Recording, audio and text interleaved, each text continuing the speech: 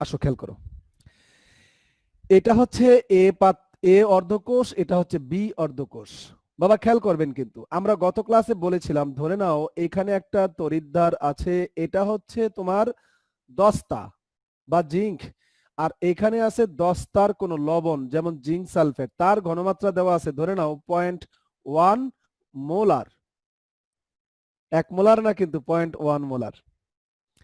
এখন খেয়াল করো, তুমি যদি এখানে কপার নাও, বাবা মনোযোগ দিবেন, মনে করো এখানে এটা কপার নিয়েছো, কপার, আর এই লবণের দ্রবণটা হচ্ছে কপারের কোনো লবণ, তাহলে তো তড়িৎদ্বার হবে, না হলে তড়িৎদ্বার হবে না। কোনো ধাতুকে তার লবণে নিমজ্জিত করলে তড়িৎদ্বার হয়, অন্য কারো লবণে নিমজ্জিত করলে তড়িৎদ্বার হয় না, এখানে কোনো পটেনশিয়াল সৃষ্টি হবে না। আচ্ছা, এখন তুমি যদি এখানে একটি রোধ বা রেজিস্ট্যান্স লাগিয়ে, একটি গ্যালভানোমিটার বা এমিটার লাগিয়ে, একটি সুইচ দিয়ে যদি তুমি বর্তনী পূর্ণ করে দাও, এখন তুমি সুইচ অন করলে এখানে জারণ বিজারণ বিক্রিয়া হবে, এখান থেকে ইলেকট্রন প্রবাহিত হয়ে এই তড়িৎদ্বারের দিকে যাবে, তাহলে ইলেকট্রনের প্রবাহ হচ্ছে এদিকে, ইলেকট্রিসিটির প্রবাহ হচ্ছে এদিকে। তো এই ক্ষেত্রে এই কোষের ইএমএফ এটাও মনে করে যে 0.1 মোলার ঘনমাত্রা, এই কপার আয়ন দুটোটার ঘনমাত্রা কিন্তু বাবা সমান, কিন্তু 1 মোলার নয়। তাহলে যখনই ঘনমাত্রা সমান হবে, খেয়াল করো, যখনই 1 মোলার ঘনমাত্রা থাকবে না, তখনই কিন্তু আমাদের নার্স্টের সমীকরণ ব্যবহার করতে হবে। কি ব্যবহার করতে হবে? নার্স্টের সমীকরণ। কি সেটা? ই সেল ইকুয়াল টু হচ্ছে ই নট সেল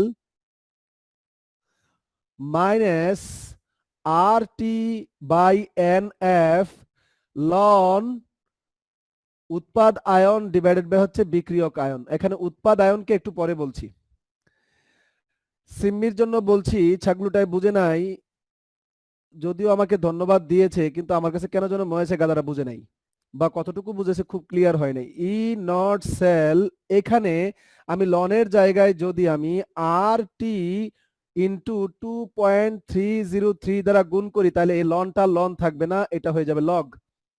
আর এন এফ, তো আমরা গত ক্লাসে এইগুলা দেখাইছিলাম, হ্যাঁ এইগুলা কিন্তু গত ক্লাসে আমরা দেখাইছিলাম, উৎপাদ আয়ন বাই বিক্রিয়ক আয়ন। এখন বিশ্বাস করো, আমরা যদি এখানে সেল রিঅ্যাকশনটা লিখি, জিঙ্ক যেহেতু এখানে অ্যানোড, তাহলে জিঙ্ক থেকে জিঙ্ক হবে আয়ন। আর দেখো, যদি এখানে তুমি লবণ সেতু বা এটা আজকে পড়াবো, লবণ সেতুর আজকে পড়াবো, লবণ সেতু যদি ব্যবহার করো, তাহলে 2টা আগ দিতে হবে, আর হবে কপার আয়ন থেকে হবে কপার। এটা হচ্ছে কোষ ডায়াগ্রাম বা কোষ চিত্র। এখন এই কোষের বিক্রিয়াটা কি ঘটছে? বিক্রিয়াটা অ্যানোডে ঘটতেছে, দেখো জিঙ্ক 2টি ইলেকট্রন ত্যাগ করে হয়ে যাচ্ছে জিঙ্ক আয়ন, কপার আয়ন 2টা ইলেকট্রন গ্রহণ করে হয়ে যাচ্ছে কপার পরমাণু। আমাদের আজকে ইলেকট্রিসিটি সকাল থেকেই খুব গ্যাঞ্জাম করতেছে। এ কি শুরু করলো আমার সাথে বিট্রয়? একটা মজা করে ক্লাস নিবো ভাবছি, আর এখানে যদি এই ধরনের হয় তাহলে তো হবে না। আচ্ছা বাবা, ইলেকট্রিসিটি চলে গেছে, হ্যাঁ ওই ওই দিক থেকে হয়তো একটু রিফ্লেকশন দেখা যাবে, একটু কষ্ট করে দেখো, হ্যাঁ। এখন খেয়াল করো, এই যে ইলেকট্রন ইলেকট্রন কাটা গেল, তাহলে জিঙ্ক, বাবা মনোযোগ দিবেন, জিঙ্ক প্লাস কপার আয়ন বিক্রিয়ার এদিকে, এদিকে হচ্ছে জিঙ্ক আয়ন আর হচ্ছে কপার পরমাণু। তাহলে এগুলো হচ্ছে উৎপাদ, এগুলো হচ্ছে বিক্রিয়ক। তাহলে বলো তো, এখানে জিঙ্কে বিক্রিয়ক আর কপার আয়ন হচ্ছে বিক্রিয়ক।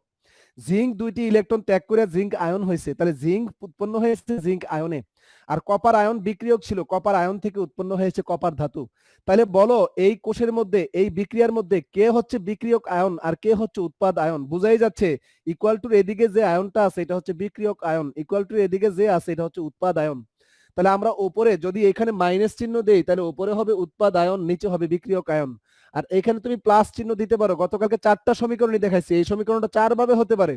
এইখানে তুমি যদি প্লাস আয়ন দাও, প্লাস দাও, এখানে প্লাস দিলে উপরে হবে বিক্রিয়ক আয়ন, নিচে হবে উৎপাদ আয়ন। এটা শুধু মনে রাখলে হবে, বইটা দেখে একটু বুঝো। তাহলে এখানে বিক্রিয়ক আয়ন হচ্ছে কপার, উৎপাদ আয়ন হচ্ছে কি জিঙ্ক। তাহলে আমরা যদি এখানে জিঙ্ক আয়ন লিখি, তাহলেই কিন্তু আমাদের পারপাস সার্ভ হয়ে যায়। তাহলে এটা হচ্ছে কপার আয়ন, তার মানে এটা হচ্ছে জিঙ্ক আয়ন, নিচে হচ্ছে কপার আয়ন। বুঝার একটু চেষ্টা করিও বাবা। তো এখন কথা হলো, অবি এবং স্বামী যারা গতকালকে বলেছিল, ওদেরকে বলেছিলাম যে তোমরা আল্লাহর রহমতে অনেকে আছো এখানে, আসলে তোমরা নিজের মেধার, নিজের যোগ্যতার অপব্যবহার করছো।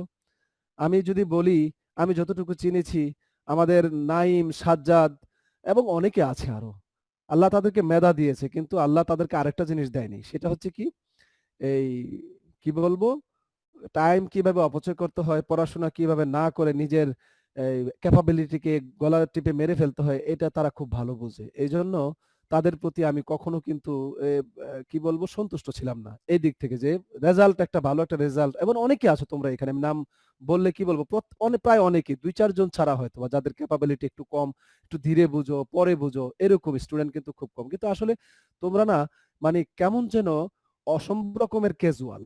যেমন আজকে এখানে অনেকে আসো অতিথি হিসেবে আসছো, আমাকে দেখতে আসছো, স্যার তো অসুস্থ ছিল, স্যার একটু দেখে আসি, ক্লাস করতে কিন্তু আসো নাই।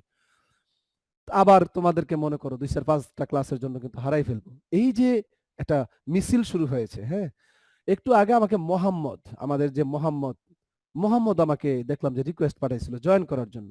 তা আমি তো দেখেই এটাকে কি করছি, ডিক্লাইন করেছি। কারণ ওকে ক্লাসে জয়েন করে লাভটা কি? ও মনে হয় এই গত 1 বছরে মনে হয় আজকে ক্লাসে জয়েন করতে চাচ্ছিল। কি দরকার আছে ওকে ক্লাসে জয়েন করানোর? কোনো দরকার নেই। যার এখানে ফিলিংসই নেই তার কি দরকার? কোনো দরকার নেই। অনেকেই দেখলাম এখানে লিংক দিয়েছে যারা কখনোই ক্লাস করেনি। আজকে আবার কোত্থেকে ওদের এই বোধোদয় হইলো, এত ভালো বুঝ হইলো যে আজকে শফিক স্যারের ক্লাসটা করতে হবে। আমি তো দরকার নেই ওদেরকে। যারা নিয়মিত ক্লাস করছে ওরাই করবে। তো দেখো আমি যেটা বলছিলাম বাবা, অবি খেয়াল কর। এখানে জিঙ্ক আয়ন আর কপার আয়ন কিন্তু তারা কিন্তু 1 মোলার ঘনমাত্রা যদি থাকতো তাইলে কিন্তু আমি এই সমীকরণটা ব্যবহার করতাম না, ই নট সেলের সমীকরণ দিয়ে আমরা করে ফেলতাম, E nought anode oxidation, E nought cathode reduction. কিন্তু যখনই ঘনমাত্রাটা 1 মোলার না হয়ে এটা ভিন্ন হবে, অথবা টেম্পারেচারটা এখানে 30 ডিগ্রি উল্লেখ করা থাকবে, 30 ডিগ্রি 35 ডিগ্রি উল্লেখ নাই, টেম্পারেচার উল্লেখ করা নাই মানে ধরে নিবা এটা 25 ডিগ্রি। আবারও বলছি টেম্পারেচার উল্লেখ নাই, ঘনমাত্রা উল্লেখ নাই, ধরে নিবা এটা প্রমাণ অবস্থায় আছে। ক্লিয়ার মনে থাকবে কিনা? তাপমাত্রা উল্লেখ নাই, ঘনমাত্রা উল্লেখ নাই, প্রমাণ অবস্থায় আছে। আর যদি উল্লেখ করাই থাকে, ঘনমাত্রা উল্লেখ করে দেওয়া আছে, তোমার প্রমাণ অবস্থা ধরে নেওয়ার কোনো সুযোগই নাই। টেম্পারেচার 25 ডিগ্রি উল্লেখ নাই তো 25 ডিগ্রি ধরে নিছে, কিন্তু উল্লেখ করা আছে, লেখা দেওয়া আছে 30 ডিগ্রি, তো টি এর মান কি এখানে, এই টি এর মান এখানে 25 ডিগ্রি ধরলে আমরা সমীকরণটা কি পাই? গতকালকে দেখাইছিলাম, E nought cell minus 0.0592 divided by হচ্ছে এন লগ এই গতকালকে দেখেনি আমরা, মানে আর এর মান বসাইয়া টি এর মান 25 ডিগ্রি মানে 298 বসাইয়া 2.303 বসাইয়া এফ এর মান ফ্যারাডের বসাইয়া 96,500 কুলম্ব বসাইয়া আমরা এই সমীকরণটা পাই। মানে এই যে মানটা পেয়েছি এটা কিন্তু কয়েকটা ক্যালকুলেশন, কি কি, আর এর মান বসাইছি, টি এর মান 25 ডিগ্রি বা 298 কেলভিন বসাইছি, এটা এফ এর মান বসাইয়া আমরা এই মানটা পাইছি। আর এনটা হচ্ছে এখানে আদান প্রদানকৃত ইলেকট্রন সংখ্যা, তাহলে এখানে আদান প্রদানকৃত ইলেকট্রন সংখ্যা হচ্ছে 2টা, তাহলে এন এর মান হবে 2। বোঝার একটু চেষ্টা করিও কেমন, তাহলে এন এর মান হবে এখানে 2। এভাবে কিন্তু আমরা অঙ্কটা করেছি। এখন কথা হলো এটার, প্লিজ আমি মূল কথায় যাচ্ছি কারণ এটা না বললে তো আবার অনেকে হারাই ফেলবা। জিঙ্কের ঘনমাত্রাও যা আছে কপারের ঘনমাত্রা তাই আছে, 1 মোলার না কিন্তু সমান। এটা পয়েন্ট, এটাও 0.1, এটাও 0.1 মোলার, এটাও 0.5, এটাও 0.5, এটাও 0.2, এটাও 0.2, হোয়াটএভার। তাহলে খেয়াল করো এখানে আমরা গতকালকে দেখাইছিলাম এটাও যদি 0.2 হয়, এটাও যদি 0.2 হয়, তাহলে কাটাকাটি গিয়ে কিন্তু লগ 1 থাকে। এটাও 0.2, এটাও 0.2, লগ 1 থাকে, লগ 1 এর মান কিন্তু 0। তো এই লগ 1 যদি 0 হয় তাহলে এটার সাথে তো গুণনে আছে এই পুরা মানটা, তাহলে এই পুরা মানটাই কিন্তু হয়ে যায় 0। তখন E cell equal to E nought সেলই হয়ে যায়। তার মানে দুটোটা প্রমাণ, ওই প্রমাণ সেলের মানটাই ই সেলের মান হয়ে যায়। কিন্তু তোমাকে করতে হবে এটা দিয়ে করতে হবে, সেই ক্ষেত্রে ই নট সেল কিন্তু করবা না প্লিজ। আমি আবারও বলছি সমীকরণটাই তোমার মুখ্য, কারণ এক্সামিনার তোমার কাছ থেকে দাবি করছে তুমি এই সমীকরণটা কখন ব্যবহার করতে হবে এটা জানো কিনা। তাহলে জানবো কখন? ঘনমাত্রাটা 1 মোলার না থেকে মেনশন করা থাকলেই আমি নাস্টের সমীকরণ ব্যবহার করবো। আসুক না এটা 1 এ কাটা গিয়ে এটা 0 হোক না, অসুবিধা নাই, কিন্তু এটাই ইউজ করতে হবে, না হলে কিন্তু নাম্বার পাবা অর্ধেক। Mind it.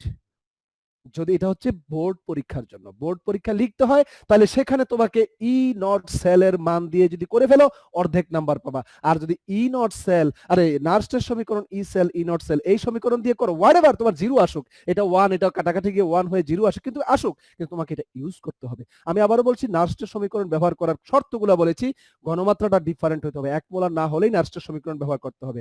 তাপমাত্রাটা উল্লেখ করা থাকলে 35 ডিগ্রি 30 ডিগ্রি কিংবা 20 ডিগ্রি কিংবা 0 ডিগ্রি, তাহলে কিন্তু তোমাকে এই সমীকরণ ব্যবহার করা যাবে না, নার্সের সমীকরণ ব্যবহার করতে হবে, ই নট সেল ব্যবহার করলে চলবে না। আচ্ছা, মূল কথা এখন আসছে যেটা বাকি ছিল।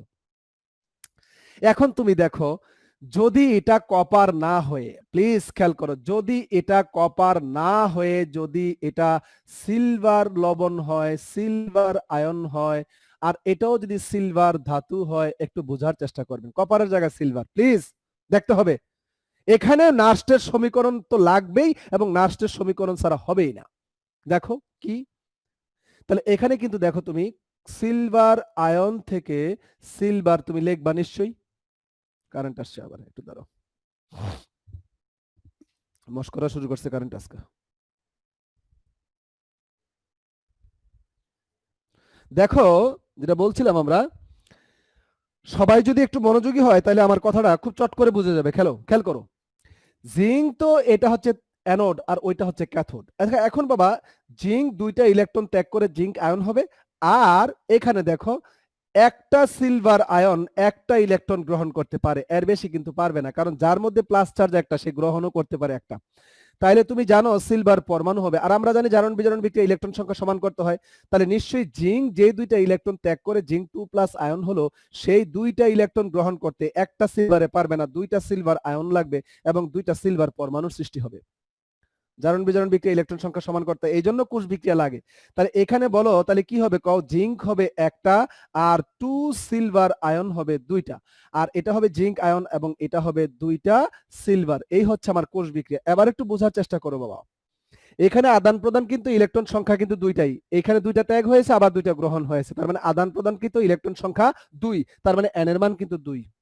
ঠিক আছে, এফ এর মান তো 96,500, ঠিক আছে, আর এর মান টি এর মান সবকিছু ঠিক আছে, কোনো পার্থক্য নাই। কিন্তু কথা হলো এখানে কিন্তু জিঙ্ক আয়ন না, আরে সিলভার আয়ন। এখন বাবা খেয়াল করবেন, এই সিলভার আয়ন শুধু হবে না, তার উপর স্কোয়ার হবে। নার্স্টের সমীকরণে সিলভার একটু আগে কিন্তু জিঙ্ক ছিল আর কপার ছিল। কেন জিঙ্কের উপরে কিন্তু পাওয়ার ছিল না, কপারের উপরে কিন্তু পাওয়ার ছিল? আসলে পাওয়ার কিন্তু ছিল, কারণ জিঙ্কের পাওয়ার ছিল 1, কপারের পাওয়ার ছিল 1। কেন? ওই সমীকরণটা একটু আগে যেটা আমরা লিখেছি ওই সমীকরণটা ছিল জিঙ্ক প্লাস কপার 2+ আয়ন বিক্রিয়া করিয়া জিঙ্ক 2+ আয়ন প্লাস হচ্ছে কপার। এখানে একে একে বিক্রিয়া হয়েছে, জিঙ্ক একটাই দুইটা ইলেকট্রন ত্যাগ করছে, কপার একটাই দুইটা ইলেকট্রন গ্রহণ করছে, একে একে বিক্রিয়া হয়েছে। তো তাদের যে এই যে সহগগুলো এক এক, এগুলাই কিন্তু পাওয়ারে উন্নীত হয়। আমরা যে বরক্রিয়া সূত্র পড়ছি সাম্যাবস্থায়, সেই ক্ষেত্রে সেটার সাথে কিন্তু এর মিল আছে। তাহলে কোনো আয়নের মধ্যে যে পাওয়ার হবে, ঘাত হবে, এই ঘাতটা হচ্ছে তার সহগ। তাহলে বিক্রিয়ার সমীকরণে যে সহগ আছে এই সহগগুলো কিন্তু তাদের ঘাত হয়ে যাবে, মানে পাওয়ার হয়ে যাবে। তাহলে এখানে জিঙ্কের পাওয়ার হবে 1, সিলভারের পাওয়ার হবে কত? 2। তাহলে সিলভারের পাওয়ার কিন্তু 2। এখন তুমি খেয়াল করো তো, মান যদি তুমি বসাও তাহলে বাবা একটু বুঝো তো, মান জিঙ্কের আয়নের ঘনমাত্রা হচ্ছে 0.1, তাহলে দিলাম 0.1। এখন সিলভার আয়নে কিন্তু 0.1, তাহলে বলো তো সিলভার আয়নের 0.1 এটা কিন্তু স্কোয়ার, তাহলে এটা কি এখন 1 হওয়ার কোনো সুযোগ আছে? এটা কি এখন কাটা গিয়ে নিচে আরো 0.1 থাকে না? তাহলে এটার মান কি 0 হবে না? তাহলে দেখতেছো যেখানে জিঙ্ক আর কপার ছিল এটাও 0.1 এটাও 0.1, কাটাকাটি গিয়ে 1 হয়েছিল, কিন্তু এখন কি বলো 1 হওয়ার কোনো সুযোগ আছে? এই পুরা রাশিটা কি 0 হওয়ার কোনো সুযোগ আছে? নাই। বুঝো না এই বিষয়টা না? জি স্যার, বুঝতে পারছি স্যার। এই জন্যই স্যার আমাদের এই নাস্টের সমীকরণ ব্যবহার এই করতে মানে সিলভার অর্থাৎ একই রকম বিক্রিয়া হয় না, সমতুল্য পরিমাণ বিক্রিয়া হবে কিন্তু সহগটা একই হবে না। সেই ক্ষেত্রে তো এটা 0 হচ্ছে না। সহগ কখন এক হবে? কপার আর জিঙ্কের ক্ষেত্রে সহগ এক হবে। এটা সহগও এক, এটা সহগও এক। এটা যতটা ইলেকট্রন ত্যাগ করে এটা ততটা ইলেকট্রন গ্রহণ করে। তাই এই ক্ষেত্রে 1 কাটাকাটি গিয়ে 1 থাকে এবং পুরো রাশিটা এই যে কারেকশনটা মাইনাস এই যে কারেকশনটা এটা 0 হয়ে যায়, তখন ই সেলটাই ই নট সেল হয়ে যায়। কিন্তু জিঙ্ক এবং সিলভারের ক্ষেত্রে কিন্তু তা হচ্ছে না, অ্যালুমিনিয়াম এবং সিলভারের ক্ষেত্রে কিন্তু তা হবে না, অ্যালুমিনিয়াম কপারের ক্ষেত্রে কিন্তু তা হবে না, কারণ অ্যালুমিনিয়ামের হচ্ছে 3+, কপারের হচ্ছে 2+। তুমি সেখানে কোষ বিক্রিয়া দেখবা দুইজনের সহগ কিন্তু একরকম নয়, দুইজনের সহগটা হচ্ছে ভিন্ন। তাহলে সেক্ষেত্রে ওদের পাওয়ারটাও কি হবে? ভিন্ন হবে। আর পাওয়ারটা ভিন্ন হলেই কিন্তু ওদের ঘনমাত্রা সেম হলেও কিন্তু এই রাশিটার মান কিন্তু 1 হচ্ছে না। ক্লিয়ার বিষয়টা?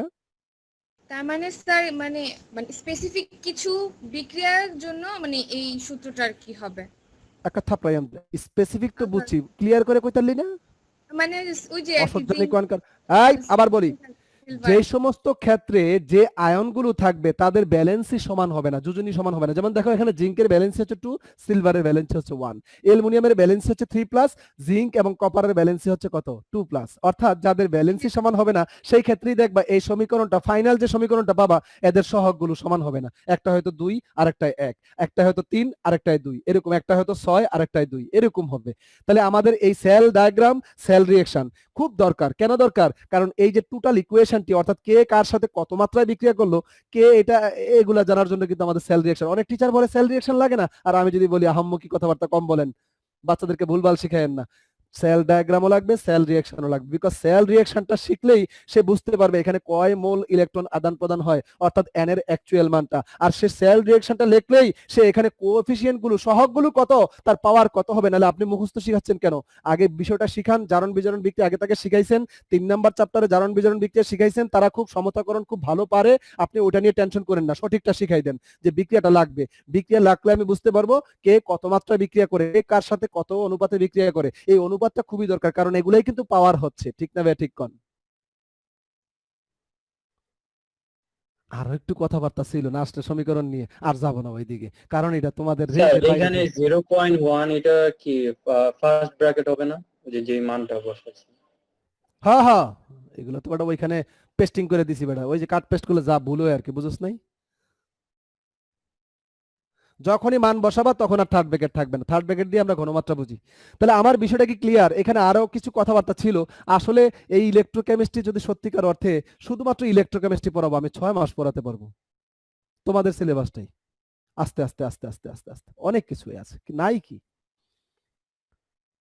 আগে ছিল অনুপ্রভা প্রতিপ্রভা, এগুলোও ছিল। অর্থাৎ আমরা কিন্তু এই যে মনে করো যে অনেক সময় ঘরে রেডিয়াম গড়ি থাকে, হ্যাঁ, লাইট বন্ধ করে দিল, জলজল করে, আলো জলজল করে, কেন জলজল করে? এগুলো কিন্তু সব ইলেকট্রিসিটির বিষয়, এগুলো কিন্তু সব ইলেকট্রিসিটির বিষয়। তারপরে তোমার অনেক সময় অনেক তসবি দেখা যায় যে আলো বন্ধ হয়ে গেল, তসবিটা জলজল করে, কেন? আবার সময় মানে এইগুলো, মানে আলোক নিক্ষেপণ বন্ধ হয়ে গেলে এখান থেকে আলো নিঃসরণ হচ্ছে কেন? এরপরে তোমার এই যে আমাদের যে সেল, মানে ইলেকট্রোকেমিক্যাল সেল, আমরা তো ভালো করে পড়াই না, লেড স্টোরেজ সেল ভালো করে পড়াই না, লিথিয়াম আয়ন সেল ভালো করে পড়াই না, একটু একটু ধারণা দিয়ে দিই। ফুয়েল সেল একটু একটু, একটা শুধু হাইড্রোজেন ফুয়েল সেল সম্পর্কে ধারণা দিয়ে দিই। তুমি কি জানো ফুয়েল সেল কতগুলো আছে? আমাদের সিলেবাসে হয়তো হাইড্রোজেন ফুয়েল সেল আছে, কিন্তু ফুয়েল সেল যে কতগুলো আছে এটা কি জানো? যদি কেমিস্ট্রিতে অনার্স মাস্টার্স করো সেদিন দেখবা। তো এগুলোর ব্যাপ্তি অনেক বেশি, কিন্তু আসলে তোমাদের জন্য যেটুকু ফরজ এটুকু দেখালাম আর কি। নার্সের সমীকরণ আমাকে কখন অবশ্যই লিখতে হবে আর কখন না লিখলেও চলবে, এই হচ্ছে বিষয়। এখন আসো লবণ সেতু পড়াবো, সল্ট ব্রিজ। খেয়াল করো, লেখো লবণ সেতুর সংজ্ঞাটা আগে লেখো, প্রত্যেকে লিখবা লবণ সেতু কি। লেখো লবণ সেতু কি। আমি আগে বুঝাই নেই, সংজ্ঞাটা বলবো, তারপরে খাতায় লিখবা, স্ক্রিনশট দিবা না, লিখবা, খাতায় লিখবা। খুবই ইম্পর্টেন্ট একটা প্রশ্ন। ইএমএফ কাকে বলে? ইএমএফ কাকে বলে? খুব ইম্পর্টেন্ট প্রশ্ন। লবণ সেতু কাকে বলে? খুব ইম্পর্টেন্ট প্রশ্ন। জ্ঞানের প্রশ্নে দেখবা যে ফ্রিকুয়েন্টলি আসতেছে, বারবার আসতেছে। ইএমএফ কাকে বলে? লবণ সেতু কাকে বলে? লবণ সেতুর প্রয়োজনীয়তা, এগুলো অনুধাবনে আসে। লবণ সেতুর প্রয়োজনীয়তা ব্যাখ্যা করো। লবণ সেতু এত গুরুত্বপূর্ণ কেন? লবণ সেতু কেন? লবণ সেতু না হলে বিদ্যুৎ প্রবাহ বন্ধ হয়ে যায় কেন? লবণ সেতু না থাকলে নিরবিচ্ছিন্ন বিদ্যুৎ প্রবাহ পাওয়া যায় না কেন? এগুলা প্রশ্নগুলো আসে। লবণ সেতু, সল্ট ব্রিজ। এবার একটু শুনবেন, সল্ট ব্রিজ বুঝাইতে হলে আমাকে তোমার মনোযোগটা খুব বেশি প্রয়োজন। 33 বাজে 12 মিনিটে পারবো ইনশাআল্লাহ। খেয়াল করো।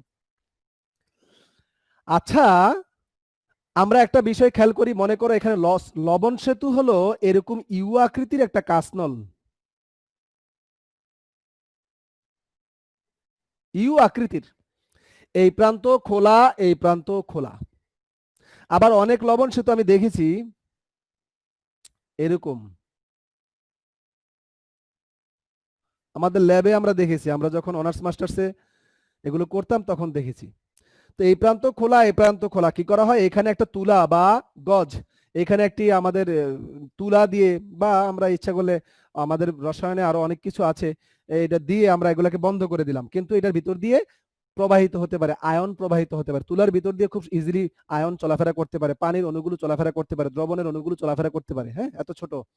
এখন এদিক দিয়ে তুমি মনে করো এই পটাশিয়াম ক্লোরাইড অথবা পটাশিয়াম নাইট্রেট, এই সমস্ত লবণগুলো অধিক দ্রবণীয়, মানে যে লবণগুলো 100% পানিতে দ্রবণীয়, সেই লবণগুলো, বিশেষ করে পটাশিয়ামের ক্লোরাইড লবণ, পটাশিয়াম নাইট্রেট লবণ, পটাশিয়ামের অ্যামোনিয়াম নাইট্রেট লবণ, আরো লবণ আছে যেমন অ্যামোনিয়াম নাইট্রেট NH4NO3, এটা হচ্ছে অ্যামোনিয়াম নাইট্রেট। এই লবণগুলো খুবই দ্রবণীয়। Sodium chloride NaCl, sodium nitrate, অর্থাৎ সোডিয়াম এবং পটাশিয়ামের লবণগুলো ভীষণ মাত্রায় পানিতে দ্রবণীয়। তাদের লবণগুলো খেয়াল করো, এই লবণের গাঢ় দ্রবণ, সম্পৃক্ত দ্রবণ, গাঢ় দ্রবণ, সম্পৃক্ত, সম্পৃক্ত মানে কি গাঢ়, আর দ্রবীভূত হয় না এমন একটি দ্রবণ।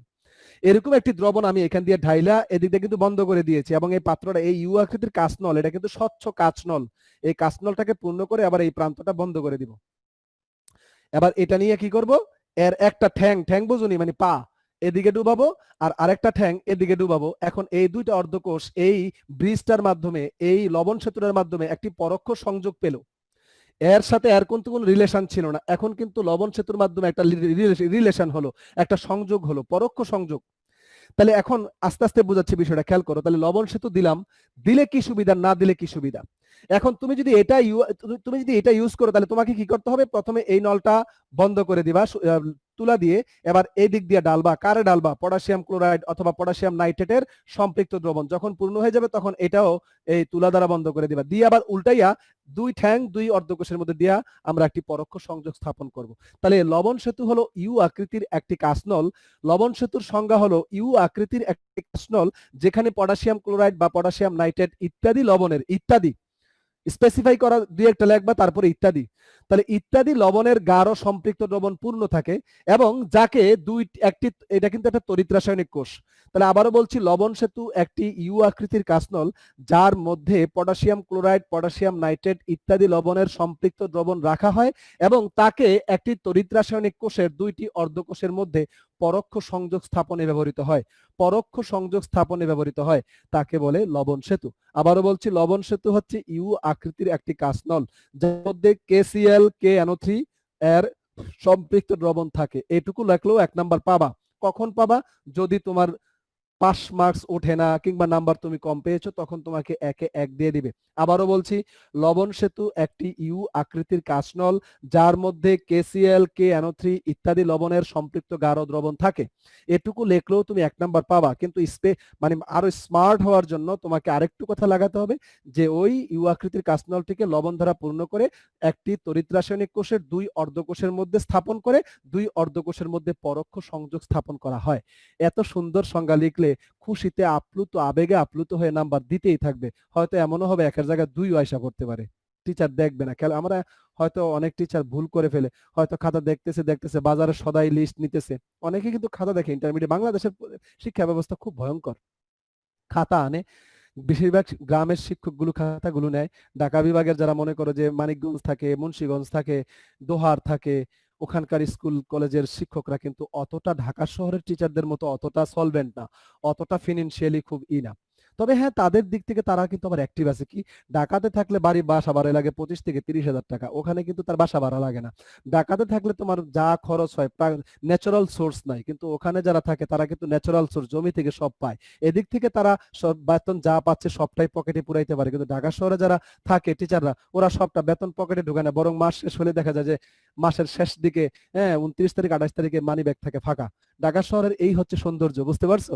ঢাকা শহরে না থেকে আমি বলবো, তুমি কম করে হলো তুমি গ্রামে থাকো, গ্রামের ন্যাচারাল সোর্স থেকে তুমি সবজি চাউল থেকে শুরু করে সবকিছু পেলা, এই ন্যাচারাল অ্যাটমসফিয়ারে তুমি থাকলে। আসলে ঢাকা শহরটা হচ্ছে চাকচিক্য একটা জাদুর শহর। আমি বলবো যারা ঢাকায় থাকে তারা যদি আবার নিউ ইয়র্কে যায়, নিউ ইয়র্ক গিয়ে ভালো লাগবে, তখন মনে হবে নিউ ইয়র্ক বুঝি সবচেয়ে পৃথিবীর শ্রেষ্ঠ সুন্দর শহর। আবার নিউ ইয়র্ক থেকে কেউ যদি আবার মনে করে অস্ট্রেলিয়ার ক্যানবেরাতে যায়, সেখানে সিউলে যায়, তাহলে সেখানে গিয়ে বলবে না এটা তো আরো সুন্দর। সেখান থেকে যদি কেউ যদি বলে যে না আমি সুইজারল্যান্ডে যাব, তাহলে বলবো আল্লাহ এটা যে দুনিয়ার স্বর্গ। এরকম কিন্তু মানুষের এই যে চাহিদা, এই যে চাকচিক্য বোধের প্রতি তার নেশা, এই যে তার জীবন ধারণের যে আরো বেশি পিসফুল লাইফ, আরো বেশি হাইজেনিক লাইফ আমি লিড করব, এই ধরনের করতে গেলে এই টেন্ডেন্সি তোমাকে কবর পর্যন্ত নিয়ে যাবে। আর আমি যদি বলি তোমার স্যাটিসফ্যাকশনটা তুমি ওই যে আয়মান সাদিক ছোট হলেও একটা কত সুন্দর সুন্দর কথা বলে ছেলেটা, keep your demand affordable, keep your happiness affordable. মানে তোমার সাধ্যের মধ্যে তোমার হ্যাপিনেসটাকে রাখো, অতিক্রম করিও না। অতিক্রম করলে সুখী হতে পারবে না, শুধু ছুটতেই থাকবে। আর এই ছুটতে গিয়ে কতজনকে যে মেরে যাচ্ছ তুমি, কারণ টাকা না মারলে, কাউকে না মারলে তুমি বড় হতে পারবে না। সৎ উপায়ে বড় হওয়া খুব টাফ। তুমি যে নিউ ইয়র্কের সিটির স্বপ্ন দেখছো, তুমি যে লস অ্যাঞ্জেলসের স্বপ্ন দেখছো, তুমি যে ওয়েলিংটন নিউজিল্যান্ড এত সুন্দর শহরের স্বপ্ন দেখছো, এটা তুমি এমনিও পারবে না, তোমাকে অনেক অন্যায় করতে হবে। এত ইজিলি সৎ ভাবে তোমার ওখানে যাওয়াটা আসলে পসিবল না, বা ওই লাইফটা লিড করা কিন্তু আসলে পসিবল না, হয়ে ওঠে না অনেক সময়। হ্যাঁ, মানে আমি এটা এক্সাম্পল দিয়েছি, মানে আমি বলতে চাচ্ছি তুমি ঢাকা শহরে যারা বাড়িদারা থাকে, যারা ওল্ড ডিউএইচ, নিউ ডিউএইচে থাকে, যারা মনে করো বনানী থাকে, গুলশান থাকে, ধানমন্ডি থাকে, ওরা যে লাইফ লিড করে। আমি গতকালকে ঢাকা একটু গিয়েছিলাম, আমি ব্যক্তিগতভাবে বলবো আমি আজকে এখানে থাকি, কিন্তু আসলে সত্যিকার কথা আমার এখানটা গ্রামটা ভালো লাগে। অনেস্টলি বলছি, খুব পিওর সবকিছু, ফ্রেশ। মানে গ্রামটাই কেন যেন আমার সেই ছোটবেলা থেকে আমার এটার প্রতি একটা টান আছে। কিন্তু ওই গতকালকে দেখলাম অনেকদিন যে যখন আমি 3 নম্বর রোড হয়ে ওই দিক দিয়ে মনে করো লেকের পাশ দিয়ে আবার মানে ভাবলাম যে অনেকদিন আসি না, এদিক দিয়ে তো চলাফেরা ছিল সারাদিন, এদিক থাকতাম, ওদিক দিয়ে যাই, বঙ্গবন্ধুর এদিক দিয়ে হয়ে এদিক দিয়ে লেকটা ঘুরে এসে এদিক দিয়ে বেরিয়ে আসলাম ইয়ে দিয়ে তোমার এই আবাহনী মাঠ দিয়ে। তো রাত্র করেছিল তো নিয়ন আলোগুলো আমার কাছে খুব ভালো লেগেছে, মনে যেন অনেকদিন পরে গেলাম, তো আমার কাছে মনে হচ্ছে কিছুক্ষণ থাকে, কিন্তু এত লোকজন, করোনা বলতে কিচ্ছু নাই, মানে ক্যাফে গুলার মধ্যে যে কি পরিমাণ লোক আমি তোমাকে বুঝাতে পারি, ছবি তুলে নিয়ে আসতে পারতাম, তোমাদের দেখাইতে পারতাম। এখন হাজার হাজার লোক। করোনা কিসের করোনা, ঘোড়ার ডিমের করোনা কিচ্ছু নাই। যে সোনামণিদের জন্য আমরা পরীক্ষা পিছাই, সেই সোনামণিরা এই পরীক্ষা পিছাইছি বিধায়, অথচ এর আগে মনে করো বারবিকিউ পার্টি করে, যে একটু কদিন আগে মনে বলছিলাম। তো যাদের জন্য এত টেনশন করি, হেরাই তো মনে করো ওখানে গিয়ে গার্লফ্রেন্ড বয়ফ্রেন্ড এই এই ডে সেই ডে চকলেট ডে ইত্যাদি যে পালন করে, এখানে কিন্তু করোনা লাগে না, বাবা মাও টেনশন করতেছে না, করোনা হইতো না। কিন্তু ক্লাস করতে গেলে, স্কুলে গেলে, কলেজে গেলে করোনা কিন্তু হইব, মারাত্মক টেনশন। মসজিদে গেলে করোনা হইব, দিচ্ছে না, মসজিদ যাওয়ার দরকার নেই, তুই বাসায় নামাজ পড়। এই হলো অবস্থা। তো বাবা আমি যেটা বলছিলাম, এই যে আমাদের লবণ সেতু, এই লবণ সেতু ঘর থেকে বেরোয়নি। হ্যাঁ আমি গত 4 মাসে স্যার ঘর থেকেই বেরোয়নি। ভালো করছস, তোর মা তোকে অনেক ভালোবাসে, তোর কিছু হোক এ তোর মা চায় না, আর দরকারও নেই যাওয়ার, দরকার নাই। এদিক খেয়াল করো তাহলে, ইউ আকৃতির এই কাঁচ নলটা পটাশিয়াম ক্লোরাইড, পটাশিয়াম নাইট্রেট ইত্যাদি অতি দ্রবণীয় লবণ দ্বারা পূর্ণ করে যদি আমরা দুইটা অর্ধকোষের মধ্যে স্থাপন করে দেই, তাহলে এর মাঝে একটি সংযোগ স্থাপন করবে। এখানে কিভাবে সংযোগটা স্থাপন করলো, এখানে নিরবচ্ছিন্ন বিদ্যুৎ কিভাবে প্রবাহিত হলো, একটু খেয়াল করো বাবা, মনোযোগ দাও।